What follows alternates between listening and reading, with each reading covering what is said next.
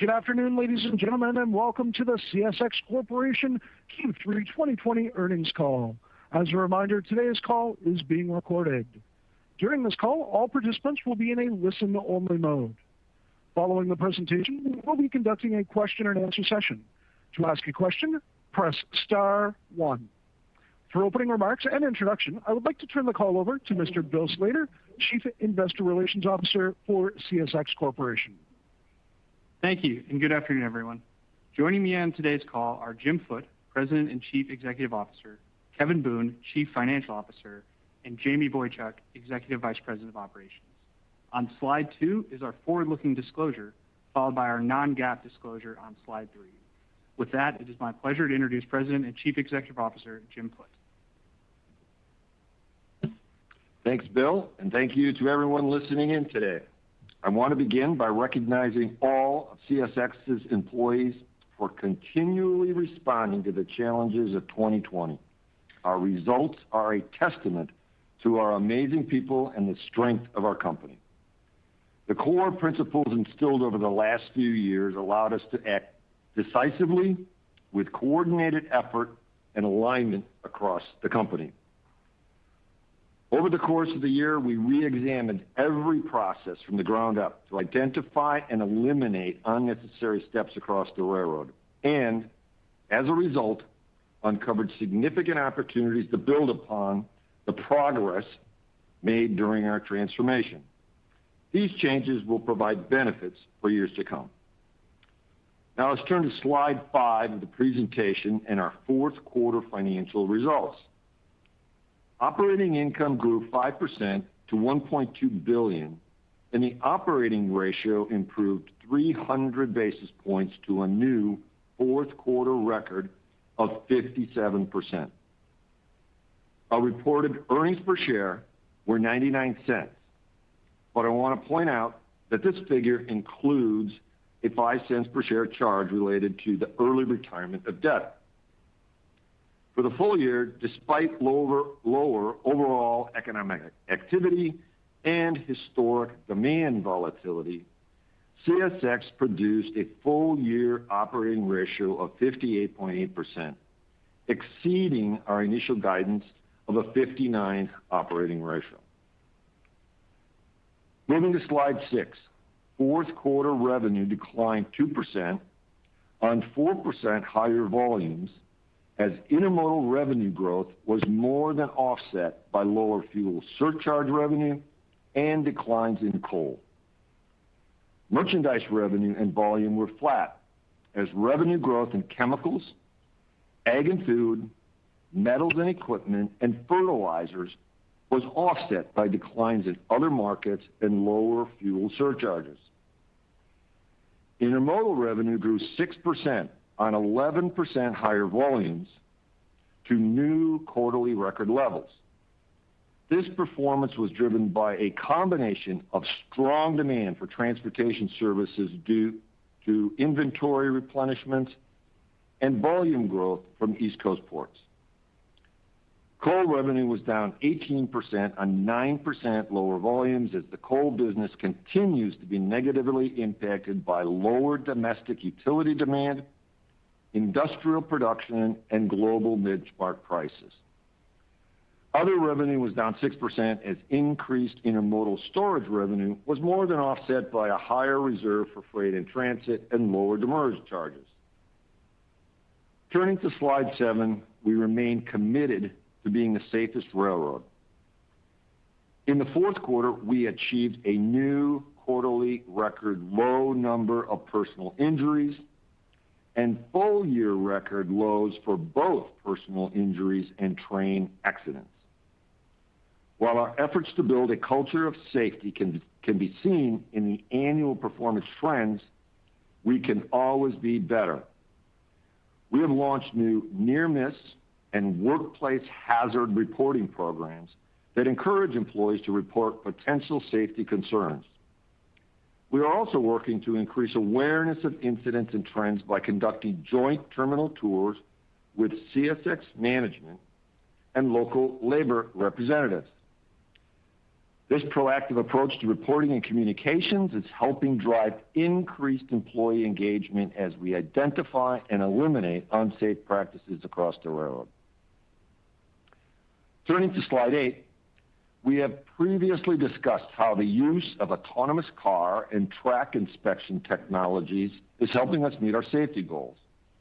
And we will continue to invest in new programs to improve safety. However, we have a much broader vision on the increased use of technology in our business. Technology is foundational to our growth.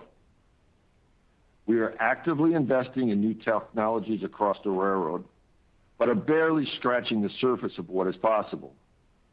We are making our intermodal yards smarter and more autonomous. We are piloting programs that will further fuel efficiency, such as allowing us to optimize speed across the full trip of a train.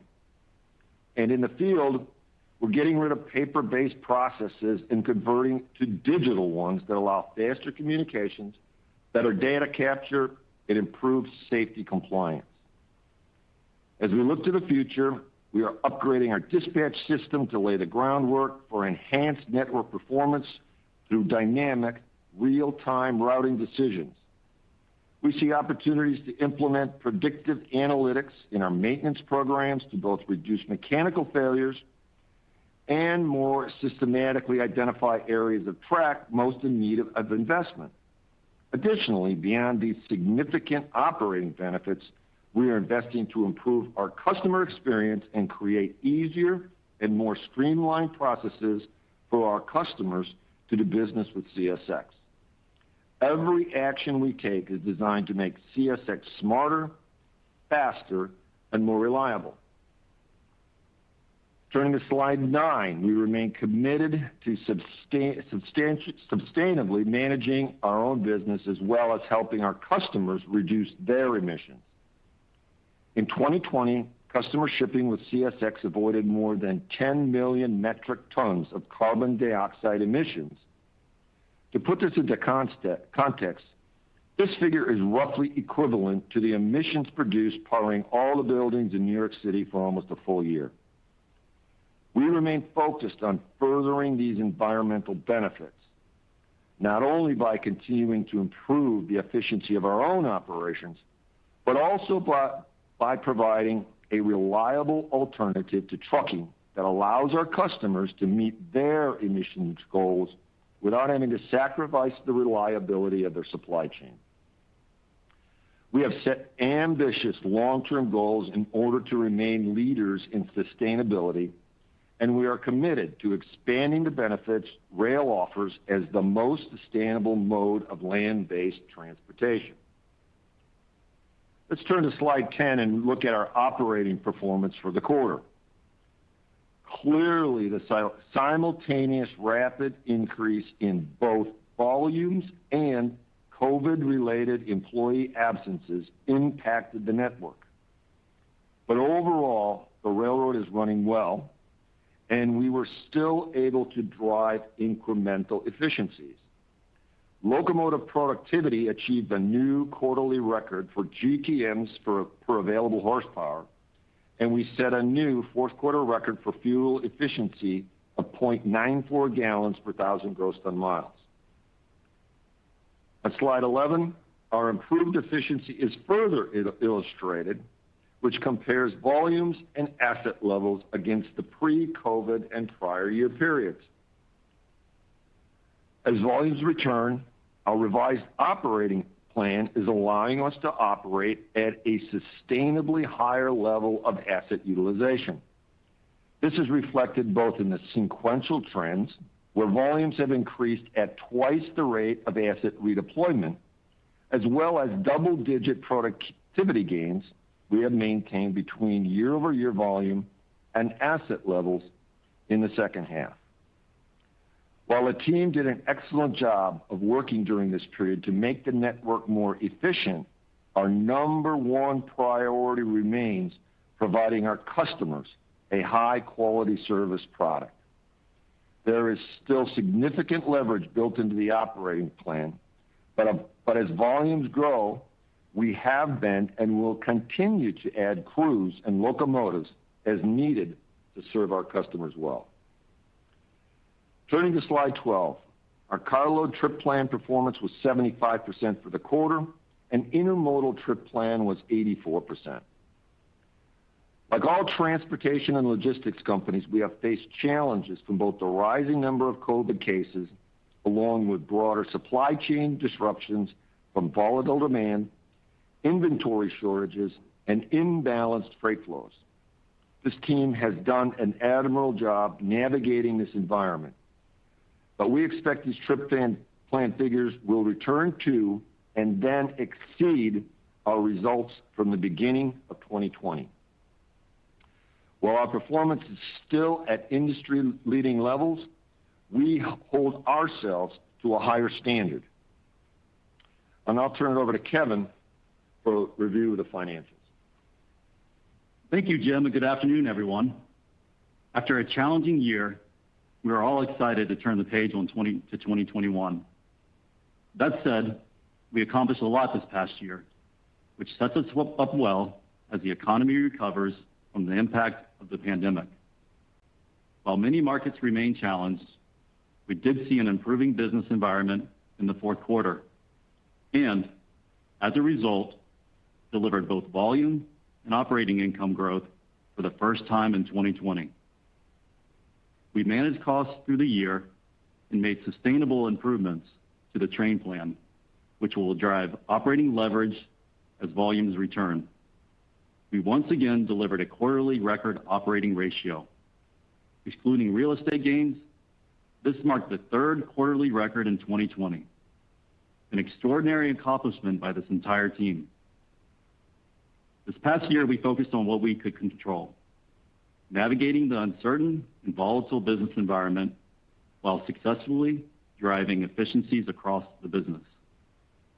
Our goal in 2021 and beyond is to leverage the growth ahead of us by sustaining these efficiency gains and driving further improvement across the business. Looking at the fourth quarter income statement, revenue was down 2% as continued volume growth and pricing gains in our intermodal business were offset by the ongoing effects of weak coal demand and lower fuel recovery. Merchandise revenue was in line with the fourth quarter of 2019, but we have seen positive momentum as revenue improved 5% sequentially from the third quarter, above normal seasonality. Total expenses were down 7% in the quarter on a 4% increase in volume. Walking down the expense line items, labor and fringe was 11% lower, reflecting the benefit of the train plan optimization and an 8% reduction in total headcount. Throughout 2020, our operating team continued to refine the train plan in response to the dynamic volume environment. These improvements enabled significant efficiency in the fourth quarter, as crew starts were down 11%, while overall volumes were up 4%.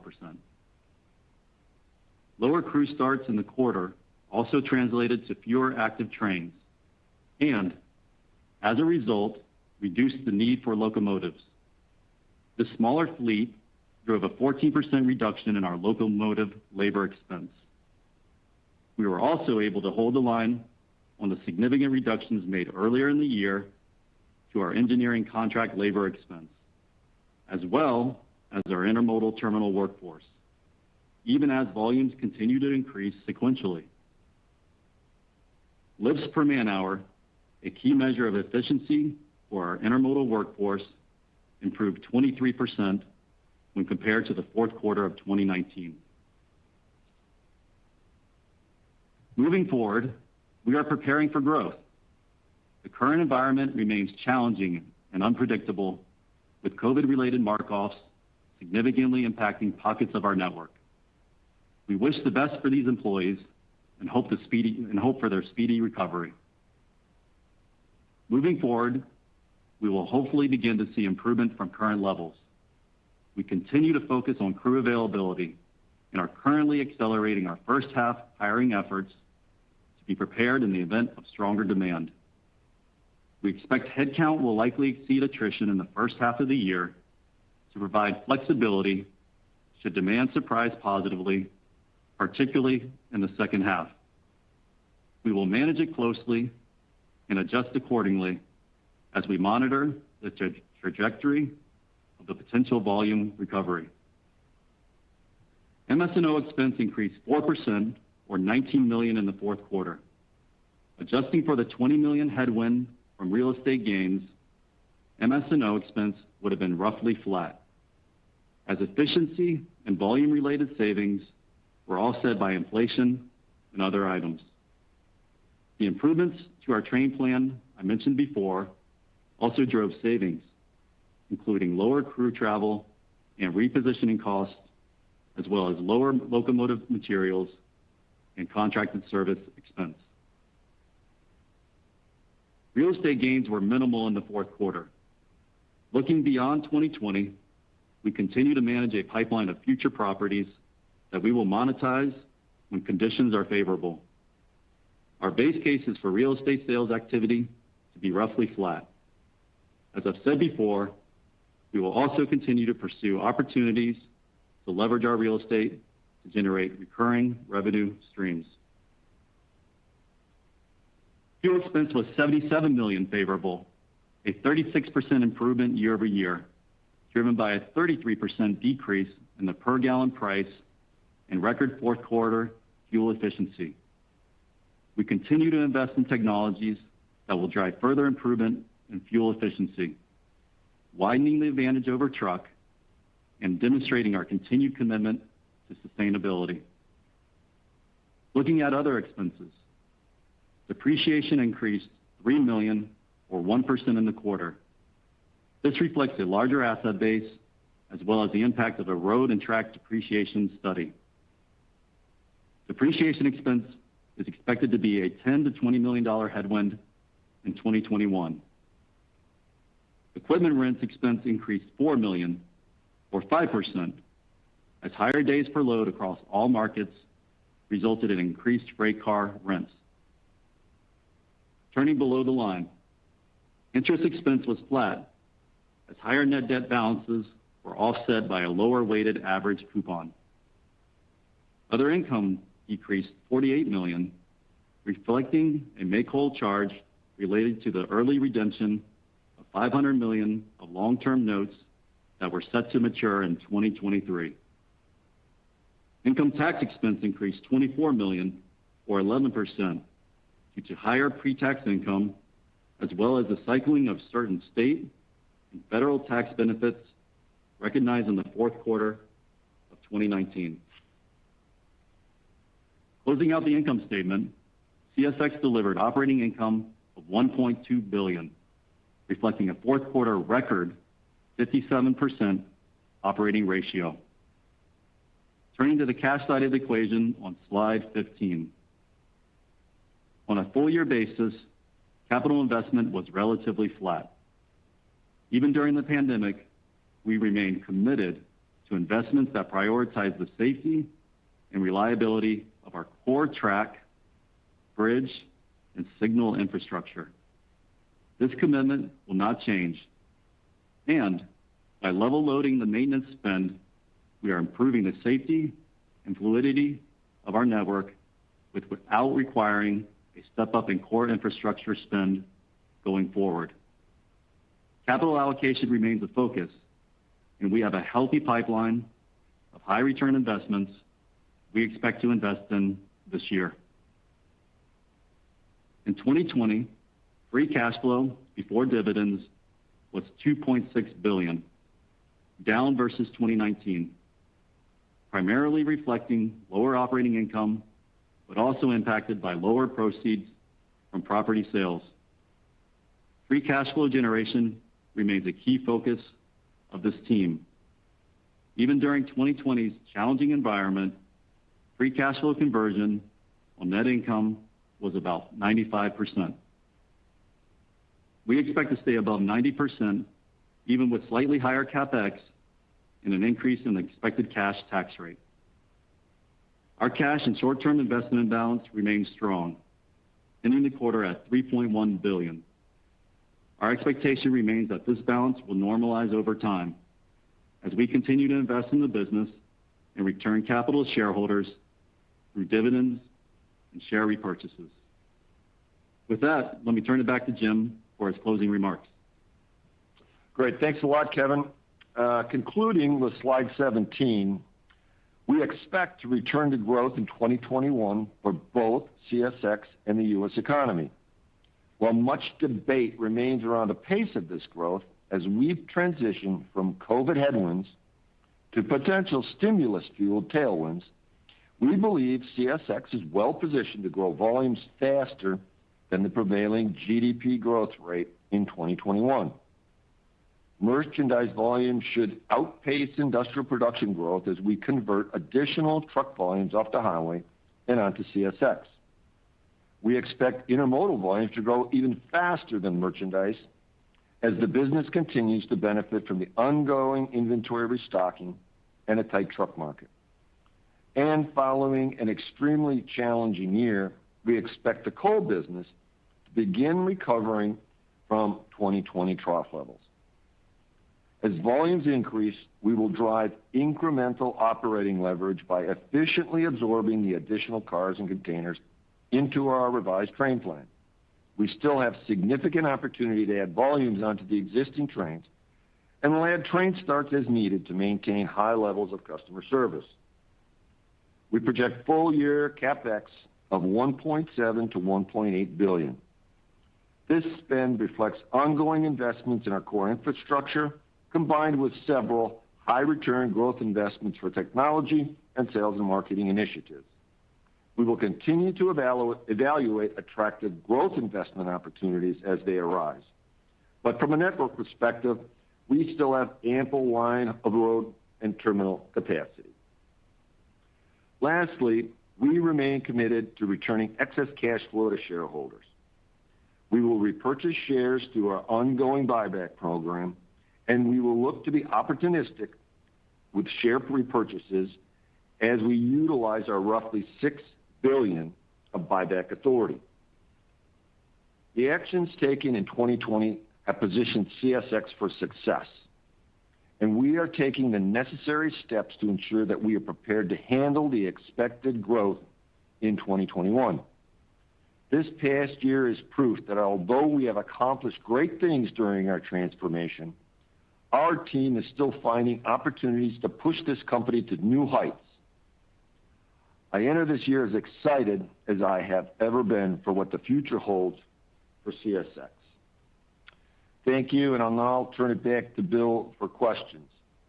As you may have noted at the beginning of the call, Mark Wallace is unfortunately not joining us today as he's dealing with a non-COVID personal health issue. The rest of the team will do its best to answer any marketing questions you may have. Thank you, Jim. In the interest of time, I would ask everyone to please limit themselves to one question. With that, we will now take questions. Thank you. We will now conduct our question and answer session. Your first question comes from the line of Brandon Oglenski from Barclays. Your line is open. Hey, good afternoon, everyone, and thanks for taking my question. Well, Jim, I guess maybe we can start there. Fortunate for Mark, he's not here, but you guys do sound like you have some confidence that merchandise, I think you've said, will grow in excess of industrial production and intermodal even better than your merchandise outcomes. So I guess, are there any specific examples you can give us, where you're winning in the network, and delivering this new service product that we've heard about for a couple of years? How's that translating into confidence this year? Well, in many respects, the conversion of trucks off the highway back onto the rail system has been, we've talked about it for many years, where it's our existing customers today, where we're doing a lot of work with them already in their boxcar fleet.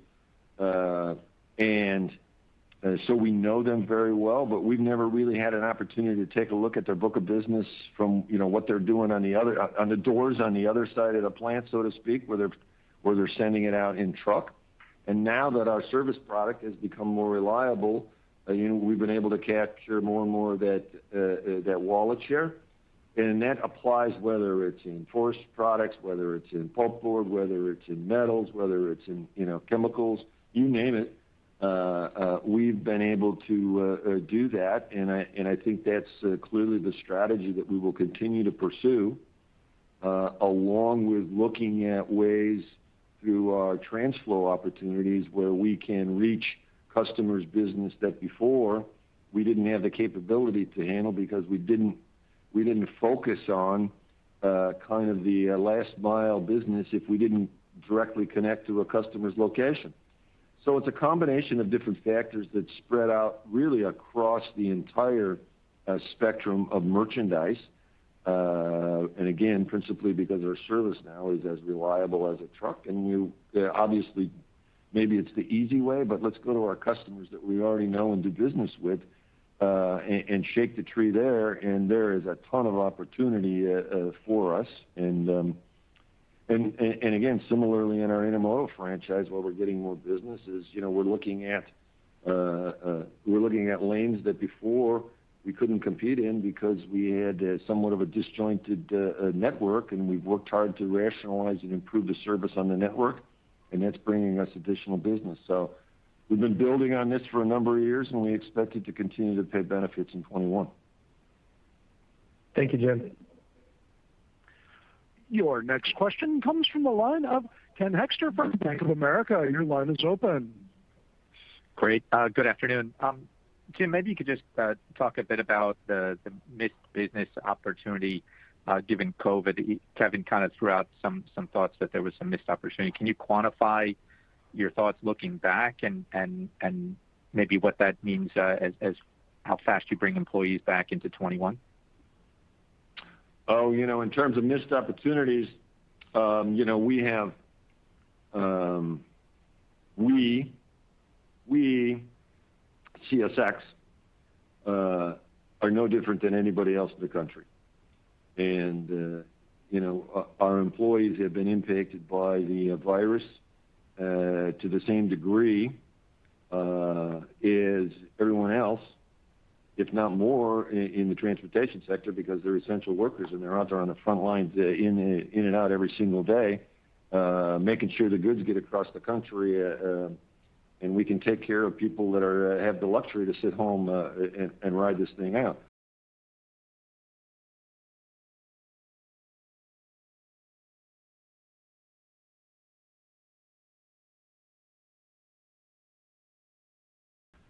So if we've missed any opportunities, it's been as the surge of traffic came back in the third quarter, just about the time the virus began to tick up, and then clearly it took off, with the Thanksgiving holiday. So we're aware of that. We're prepared for that, and maybe we've missed something along the way. I think what Kevin was more and more concerned with, and Kevin is not bashful to express his opinions on this. We think that based upon all the work we've done for the company to make sure that we can grow this business, and with the potential for a rebound in the economy, and with the potential for maybe stimulus, and with the potential for maybe additional transportation spend by the government, we don't want to miss out on something if it comes along. We want to be ready to handle it. So we're planning, we're preparing, we're making sure. Clearly, we have track capacity. Clearly, we have assets in terms of locomotives, et cetera. What we want to make sure is we have the employees. And this is not like we can go hire some guy off the street and put him to work the next day. It takes 5-6 months to train these people to get them ready. So we're aware of the curve. We want to make sure that we're managing to the curve.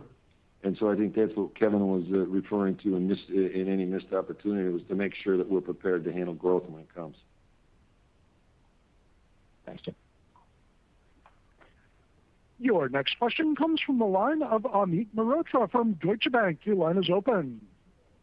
Thank you, operator. Hi, everybody. Kevin, I guess, with the dynamic of intermodal growth outpacing merchandise growth this year, do you think yields can be up in 2021 versus 2020?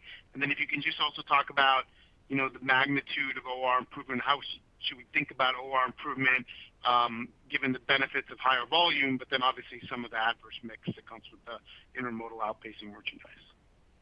Yeah, I think, as I mentioned last quarter, we had the greatest contribution from our intermodal business, which, has traditionally been viewed as the least profitable segment of our business. But yeah, we put up a record OR. I think we, again, proved that in the fourth quarter. You saw the intermodal business obviously having the strongest growth. And again, we were able to deliver record OR performance. As we go into 2021, as with any year, there's normal inflation costs that you have to offset and overcome as you want to improve your margins. Going into next year, we have labor inflation a little bit higher than what we saw in 2020. We have health and welfare costs ticking up a little bit more than what we saw last year. But really, inflation, when I look over the long-term average, is probably a little bit under that long-term average, so not a huge significant headwind.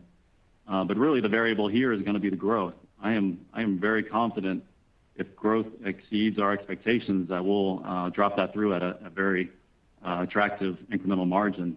Our goal here is to be prepared for the growth, to grow operating income. That's really the goal of what we're talking about around here. It's exciting to talk about and prepare for growth. And so that's what we're looking at. I mentioned in the first half of the year, we'll accelerate our hiring to make sure we're prepared for whatever environment comes in the second half. And Jamie will quickly adjust accordingly if things change on us, which, as we know, this has been a dynamic environment. And we just want to be ahead of the curve and be prepared for it and be able to deliver. I think we all say, shame on us if we can't deliver the growth when it comes. And so that's what we're talking about here internally. Could you just answer the yield question in terms of whether you think yields will be up year over year in 21? Yeah, I think when you look at the first half of the year, we'll have some fuel surcharge. Fuel will still be a headwind really in the first quarter. That'll start to moderate as you get in the second quarter. So second half of the year, you'll see a little bit less fuel surcharge headwind. Coal in the first half of the year probably on a yield basis will be a little bit of headwind. Obviously, that the market's pretty dynamic, particularly on the export side, but see some support going in the second half of the year. So I would say definitely expect second half to be improved over first half, but that always goes back to mix as well. If we see some of our higher RPU business, whether it's chemicals or other areas, see continued strength, that certainly helps the dynamic there. But the coal dynamic should moderate first half of the year and really not be as much of a headwind going forward. Okay. Thank you very much. Your next question comes from the line of Allison Landry from Credit Suisse. Your line is open. Thanks. Good afternoon and great job on the quarter. Without specifically focusing on where the OR can go in 2021, I sort of wanted to ask a longer term question. I mean, it sort of seems feasible to do a 55 OR this year, but it just seems like you guys are pushing the boundaries of what we thought might have been even remotely possible for an Eastern rail. So I would just love to hear your thoughts on how you view the potential for the longer term profitability of the business. I mean, obviously you guys are gaining share, and Jim, you highlighted a number of efficiencies that will come in the future from technology investments. So any thoughts there? And then just sort of lastly, Jim, if you could sort of tell us what you think about the difference between a long haul and a short haul railroad as it comes down to the long-term profitability, and if there truly are any structural differences. Thank you. Oh, great, Allison. Good one question. So,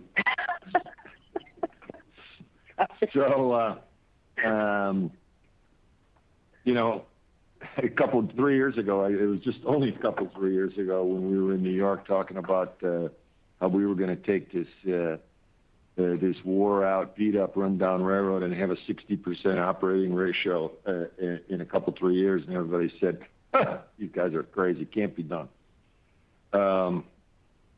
And now I think you said you want double nickels here, win next year. We're trying to grow operating income and earnings per share so that we can reward our shareholders and not just get singularly focused on these operating ratio. So the operating ratio pretty much will be what it is. Obviously, you saw what we can do when we get our hands dirty and we get focused on what needs to be done in order to run the company better. I truly believe, as Jamie and his team get in collaboration with Mark and the sales and marketing team, collaborate on how we need to get this company running more, even much more reliably and faster in the future in order to provide a better quality product to our customers. The necessary result, the ultimate result of all of that is that we take a lot of crazy unnecessary activities out of the system that we do today, and that drives down the cost.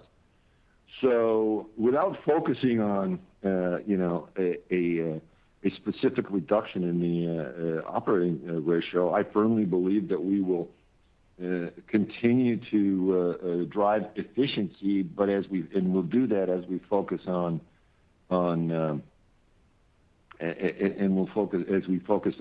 driving building a better product for our customers. In terms of short haul railroads versus long haul railroads in the operating ratio, again, every railroad's slightly different. Every railroad has its nuances. We used to have some really nice long haul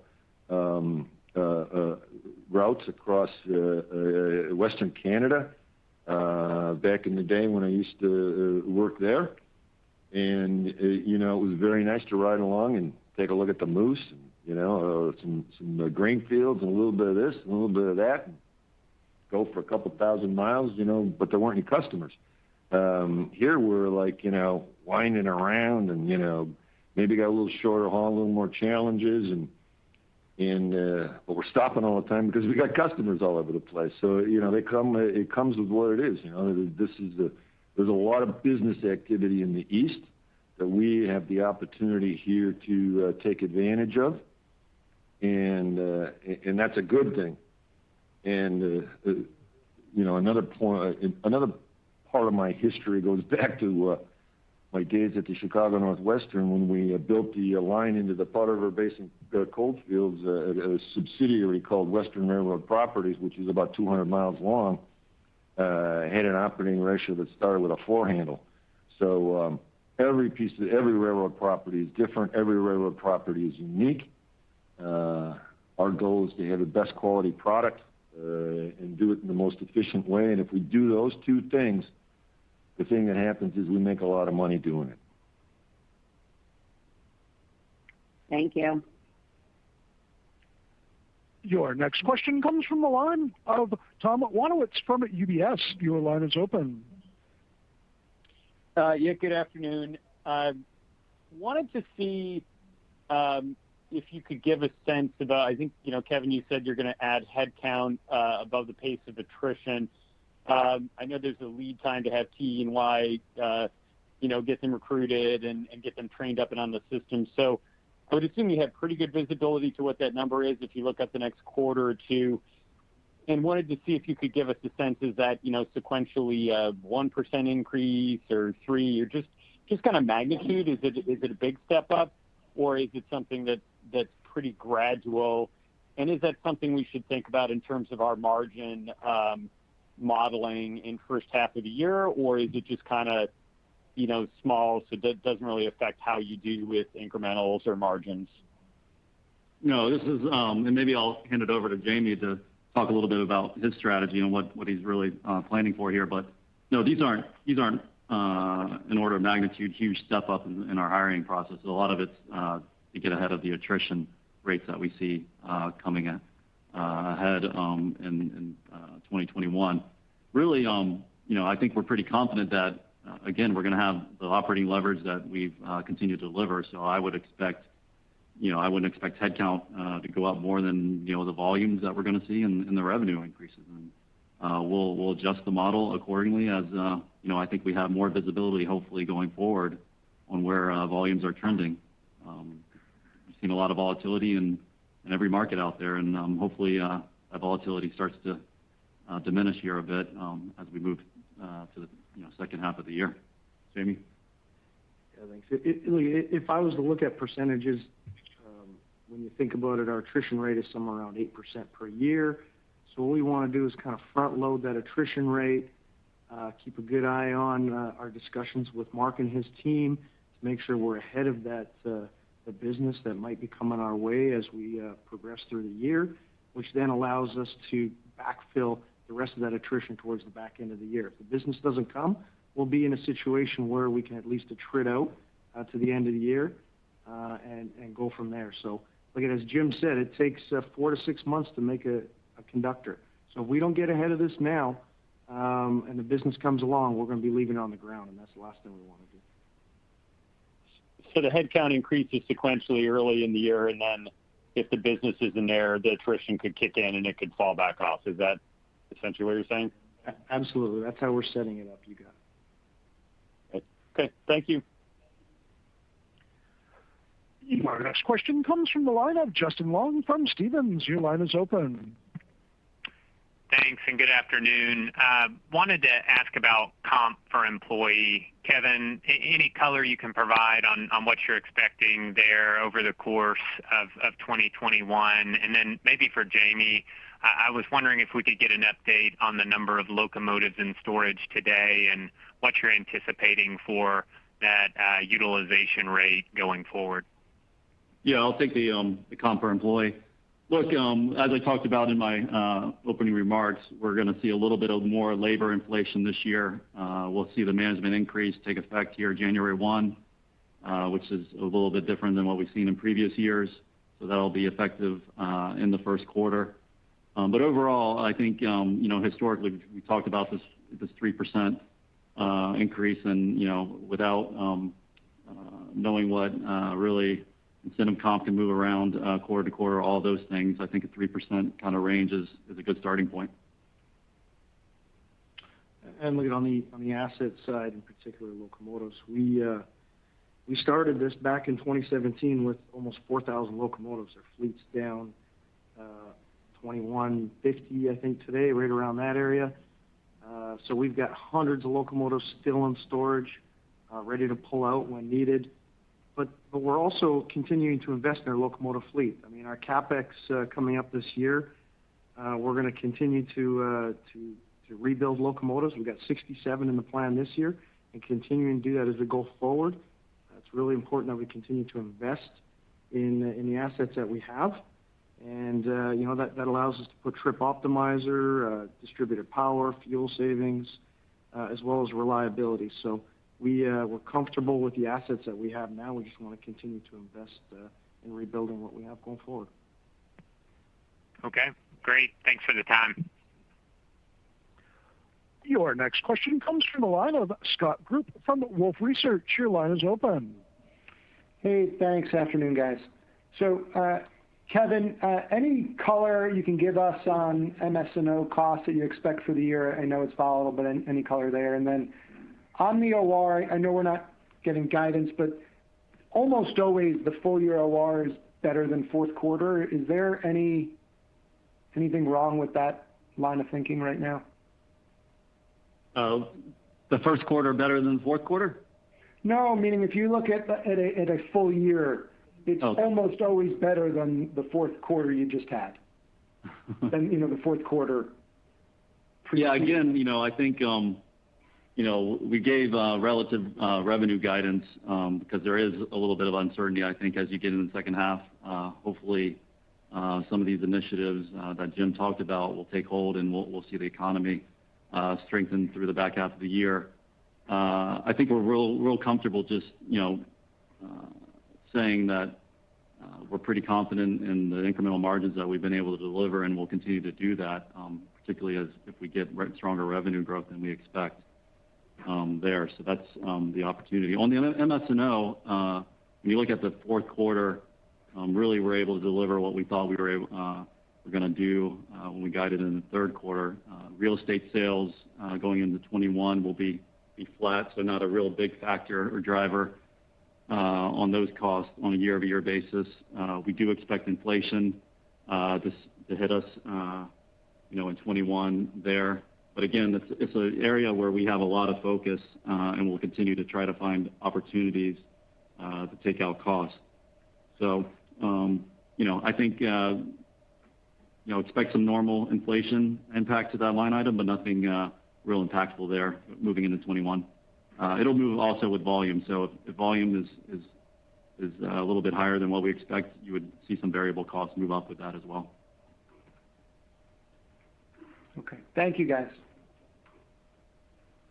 Your next question comes from the line of Chris Wetherbee from Citi. Your line is open. Yeah, hey, thanks. Good afternoon. I guess I wanted to ask a question about service. We think about the second half of the year. Obviously service was a little bit more challenged, still quite good, but down from where you were in the first half of the year. And when you think about sort of headcount and maybe resources, is there a level, I guess, number one on the service, is there a level where you feel like you're comfortable or maybe you need to address it to move the needle moving back up? And then second, when you think about maybe a little bit of the front load from a headcount perspective, does that have an impact on the service, or would you expect that to have an impact on the service as you move into the first half of the year? Yeah, let me just make a general comment, and then Jamie can answer you into the details about where we are in terms of headcount. I think, the railroads are not unique in the second half of the year. This phenomena with everyone trying to keep up with this unprecedented volume is creating issues, whether it be in foreign ports, whether it be in ocean vessels, whether it be in the West Coast ports, the East Coast ports, the railroads, the trucks, the logistics service providers, you name it.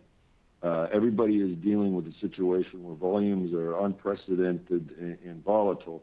At the same time, when we have literally hundreds of employees off, sick or in quarantine, and one day it's on the west side of the railroad, and the next day it's on the east side of the railroad, the next day it's on the north side of the railroad, the next day it's in Florida. And so for us to be doing the job from a service standpoint right now, I don't think anybody is saying, they're having problems because the railroads are screwed up. We're doing a really, really, really good job of managing our way through this. And I'll let Jamie talk in some of the more detail about what it is we're doing. I think Jim really nailed it with respect to some of the pockets we're seeing and why some of the levels aren't where they were historically. But, you really look at some of the stuff that we have gained, though, as well. When you look at, to a 19% all-time record train length increase year over year, the fuel efficiency, everything else that we've been able to keep and maintain and continue to move forward as we talk about 2021. I can tell you today, as we see, Jim said hundreds and hundreds of employees are off. That's correct. And as we start to see 100 employees less, let's say today, than we were a few weeks ago, we're starting to feel that we're getting even more fluid. So as those numbers come down, we feel like we have the right number of people out there, if everyone returned to work. Now, I wish I could predict where the next pocket was going to be and try to send people that way, but it's difficult to do that. We're going to hit some bumps and bruises, I think, over the next quarter or so on some of our service levels, but we are pushing. And is there a limit where we're happy? No, absolutely not. We've got, if anyone wants to ask the question, is there anything left? What else are you going to continue to do? It's normally a question we get asked. Well, our dwell and velocity isn't where it needs to be. That's an opportunity. So as we continue to maintain all the hard work that we've done with the new plan and the team that I've got out there working hard day in and day out on dwell and velocity and what's going on in the terminals, we're going to get that much better. And as business comes back and as we do some hiring, it helps us move the new commodities that we have come online. But really, what we have today is just a matter of dealing with the pockets that are out there. I can tell you, it It is a daily exercise in trying to understand how some terminals we work around 40% of our employees being off in COVID. It doesn't just normally hit a small percentage. We do have it across the property, but we have some pockets where 40% of our employees are gone for a period of time. We've got a great team that moves into there, helps out. We work ourselves through it. We work around it, which is great about the network we have, is we can do that, and continue to move the product. Look, we will see our numbers continue to improve as we move forward.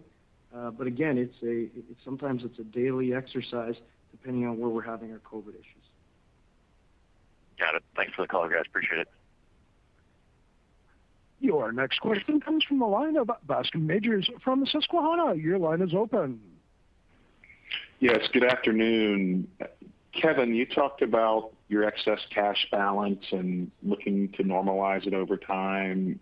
Is that something you're targeting for this year, or could that be more gradual? Just any thoughts on how you want to manage your liquidity and balance sheet with the cash flow you expect to generate this year would be helpful. Thanks. Yeah, I think, look, I would expect something, lower by the time we exit this year. Yeah, I think that's probably a this year event. We'll watch it closely here. Certainly as we get more comfortable with the trajectory of the economy and those things, we'll have those discussions internally here on what makes sense. We always want to be opportunistic, so we'll be there opportunistically in the stock as well. So it gives us a lot of flexibility. We're going to generate a lot of cash this year as well. So it's a good position to be in. It's a position of strength, and we'll do the best we can. Thank you. Your next question comes from the line of Brian Ossenbeck from JP Morgan. Your line is open. Hey, good evening. Thanks for taking the question. Jamie, maybe I'll take you up on the dwell and velocity one. They have deteriorated for a while here. Obviously, volumes have been quite volatile. You've had longer trains to help offset that. The challenge doesn't seem to be a headwind financially now, but we've also seen the cars online come up quite a bit. So maybe you can dig in a little bit deeper and give us a sense as to what has been the challenge outside of labor, and what do you see sort of the opportunities, maybe a time frame is to seeing some improvement. And then, Jimmy, if you can comment on the growth opportunities you're seeing from the truck conversion side. It doesn't sound like any of the service challenges now or in recent quarters are really affecting anything, but maybe you can just clarify that for us as well.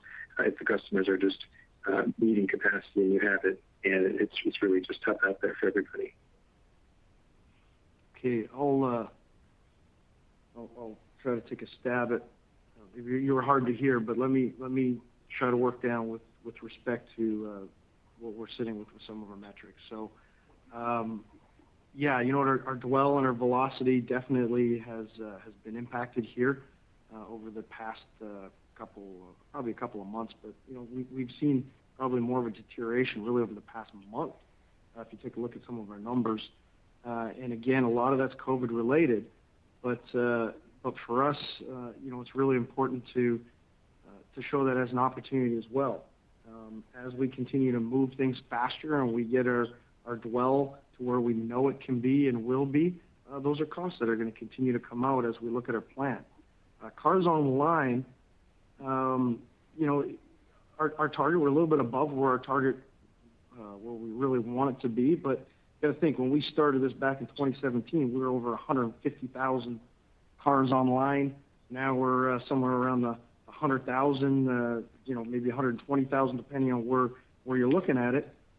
We have done some things differently on that end. There was a time, I would say a year ago, where we were shooting for a 90% fill rate because we didn't necessarily understand whether the fill rate was correct with what the customers were ordering and not ordering.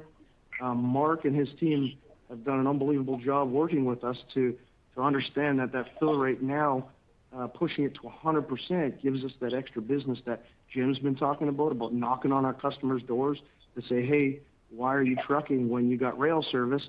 Give it to us and allow us that reliability. That means at some point you're going to have to bring on some cars online as you take a look at fulfilling 100% fill rate. So that's what we're pushing towards in our model. We're comfortable with that. We're keeping a good eye on what those cars look like as they move around. And if anything, the opportunity as we look at the car fleet we have now, as we start picking up that velocity, we're going to get more loads out of those cars that are out there, which is more opportunity for us to be able to spin the customer cars. Some of the highest numbers that we have year over year are private cars. So that's an opportunity there for customers to spin their cars faster and, give us 4 or 5 more loads a year as we get quicker. So look, it's opportunity as we move forward with the plan that we put in. Yeah, and by doing all those things correctly and in a coordinated fashion between operations and sales and marketing, that's what's driving this business from the highway onto the rail. Got it. Thank you. Your next question comes from the line of David Vernon from Bernstein. Your line is open. Hey, guys. Thanks for taking the question. So, Jamie, I was wondering if you could kind of help us understand that rate of resource addition in relation to volume growth. I think you guys are laying out a picture that says somewhere in the mid-single digits on volume, and I'm not asking you to confirm that as a volume guide. I'm just trying to get a sense for, if we're going to be at that level of volume growth, what level of resource do you need to add into the network from today's levels to kind of keep pace with that at the service level you want to provide? Look, when we talk about hard assets with respect to locomotives, we're in a good spot. Are we going to need to use some more locomotives as some volume starts to come back? Yeah, you look at bulk business, definitely those are pure train starts. When you look at our car fleet, I'm comfortable that as our dwell continues to come down as we move forward, we'll need less box cars.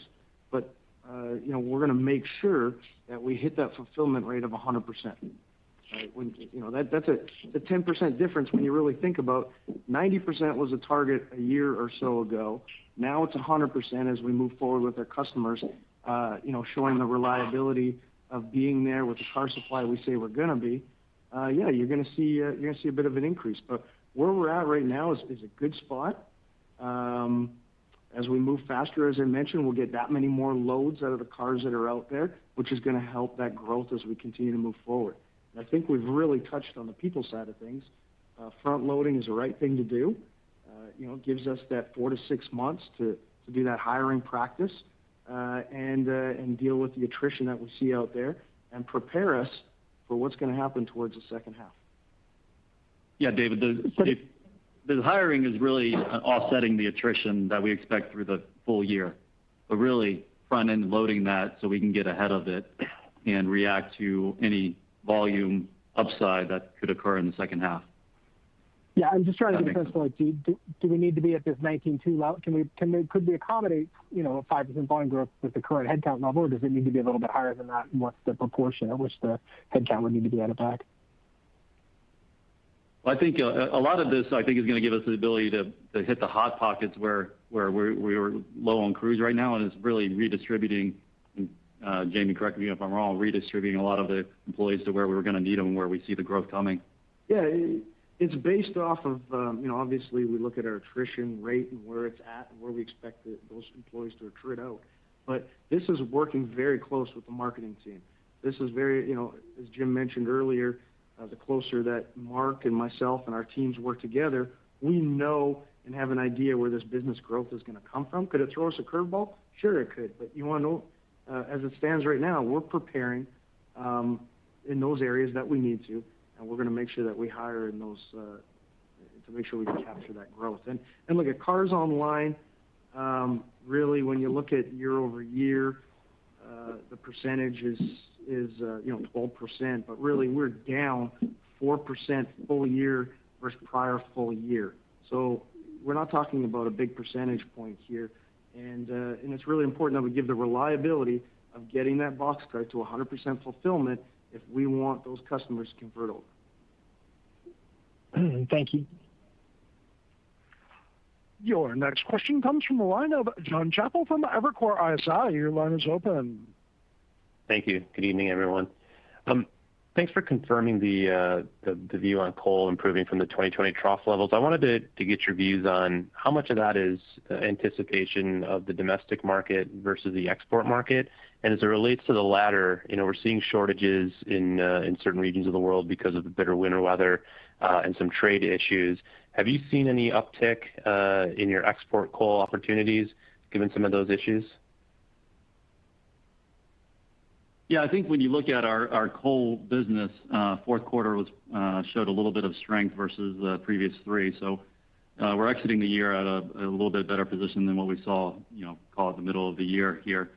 Going into next year, probably the strength that we anticipate will really be on the domestic side with a little bit of the utility stockpiles below normal levels. So we see some opportunity there. You see the same benchmark prices on the export side that we see. They stabilize, which is a good sign. They're still well below the levels that we saw pre-pandemic.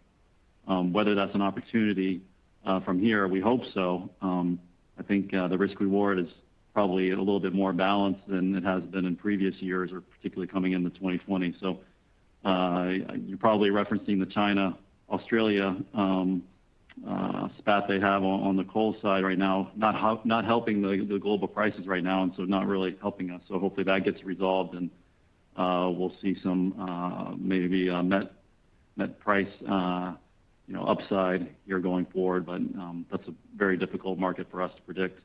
On the thermal side, if you look at our business today in the fourth quarter, really, that export business is 75% met and 25 thermal. If you get some of these the polar vortex impacting some of the global markets and get a cold wave here, maybe that's an opportunity because we're delivering very little to Europe and other areas today. So, we're going into the year cautiously optimistic. Don't see a huge upside case, but see a little bit of stability and strength off of the fourth quarter. Sounds great. Thanks, Kevin. Your next question comes from the line of Jordan Alliger from Goldman Sachs. Your line is open. Yeah, hi. Just one quick question. To the extent you have it, do you have your economic thoughts that sort of underpin the commentary you made on volume? In other words, volumes greater than GDP, merchandise greater than industrial production. What's your economic guys saying around those two measures? Well, as I said, there are a lot of different views on what the underlying number is going to be, and so right now we're not, we're trying to find what is the most reliable number for us to look at, and also at the same time, as everybody's adjusting their numbers. And to a large degree, some of them they're adjusting them down. So, our guys don't necessarily have. Our guys have I'm sure they have they have an independent view, but it's not something that we're going to, put out there as what we think right now is something that we're willing to bet the farm on, so to speak, and how we're going to run the company. We're trying to look at all the different viewpoints, and as we move further into 2021, hopefully things get clearer and clearer for us as we progress. Okay, thanks so much. Your next question comes from the line of Jason Seidel from Cowen. Your line is open. Thank you, operator. Hey, gentlemen, my best to Mark. Hope he feels better. Wanted to talk a little bit about your trip plan compliance. Looks like things are going in the right direction on the carload side. Talk a little bit about what you guys are doing there to improve that. And then is there really anything that the railroad can do right now to materially move the intermodal trip plan compliance, or is this all just sort of congestion needs to work through some of the ports and some of the inland facilities? Let me start with the trip plans on the intermodal side. We have what we consider probably on both ends the most stringent trip plans out there with respect to always making sure that we measure both loads and empties, whether that's intermodal or on the merchandise side. And I'd like to say our times are probably some of the most stringent times out there, where on the intermodal side, you're arriving to the minute. Over the past couple of months or month or so, UPS peak was amazing. It was a big quarter. I don't think that's a surprise. And as we felt some pressure at different ports and different areas, we got the opportunity to move even more UPS traffic than we expected to. So some of our international traffic may have that isn't as time sensitive, may have taken a little longer to get off the port than we normally would, to make sure we move the time sensitive traffic. But going forward, I fully look at our numbers with respect to the intermodal side. 90 above is where we should be. I mean, we're shooting for above 95% on that, and I'm confident that our team is there, and we're starting to see some of those numbers hit already as we've moved past some of that UPS peak.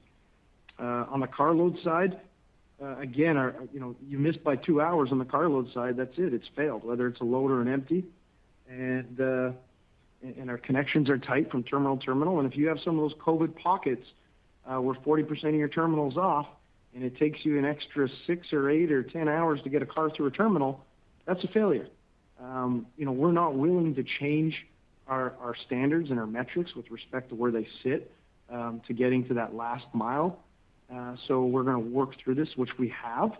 We've seen some improvement on the numbers, not as quick as I would like to see some of those continue to move forward.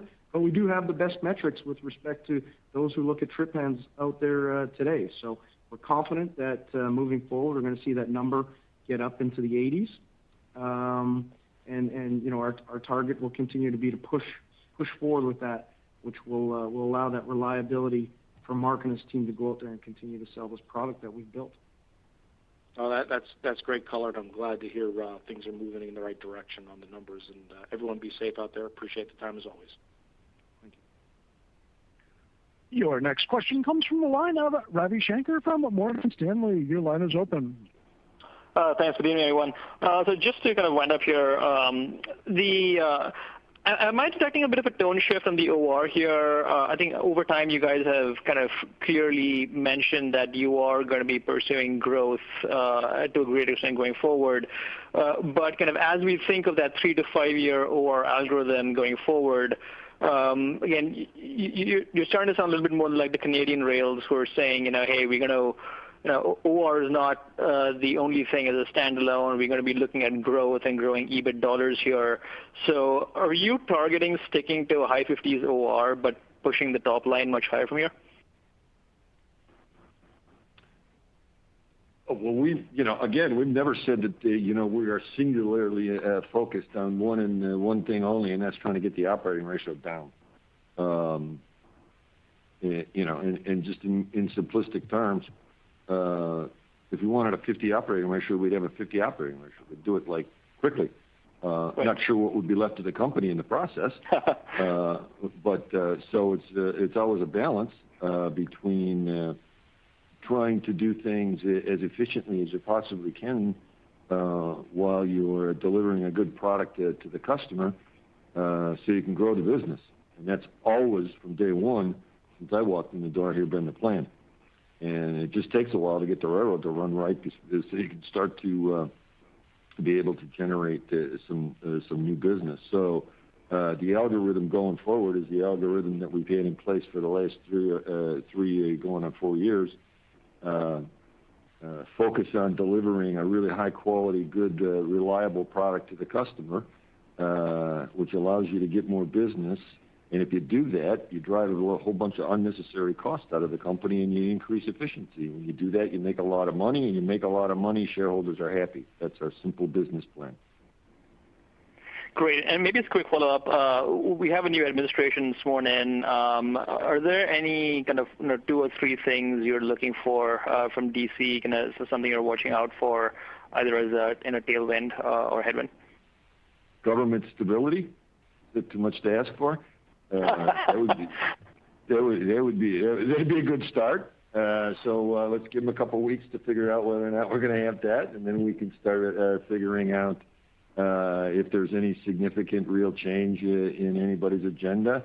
We're used to working with not only on the federal level, but we operate in 22, 23 states. Some of them are led by a Democratic governor, and some are led by a Republican governor. So we're used to dealing with all kinds of philosophies and viewpoints as it relates to government relations with business. And so it's not new to us. We'll just figure out, what to do and how to interact, and then we'll get along fine with everybody. Great. Thanks, guys. Your next question comes from the line of Walter Spracklin from RBC Capital Markets. Your line is open. Yeah, thanks very much. Good evening. Just to follow up on that question with regards to Washington and looking back, a swing in power in favor of the Democrats has not been a good thing from a railroad regulatory standpoint. And now that your ORs are trending where they are, Jim, do you see any risk that regulators start to put close attention on the returns you're getting now, and introduce new risk of changes or more leniency or favoritism towards the customer here? No, not necessarily. I mean, again, there's a mix. There's a mix on the STB with that goes back and forth in terms of whether it's now I guess it's 3-2 versus what it was before, maybe 2-3 versus maybe what it was at one point in time. So again, this is something we're always dealing with. We're not unique in the sense that we're a regulated, we have a regulator, and so it's not like every airline, railroad, telephone company, TV company, you name it, anybody that's got a regulator all of a sudden is worried about the end of days. We just adapt and we figure out what it is their concerns are, and we work appropriately with them. And we've been doing this for a couple hundred years and doing it successfully. Okay, understood. And if I could just a clarification question for Kevin here. On the question of yield, I know you answered that kind of on a segmented basis. If I lump it all together, am I right in interpreting what you said, that yield is going to be negative in the early part of the year and possibly turn positive in the back half?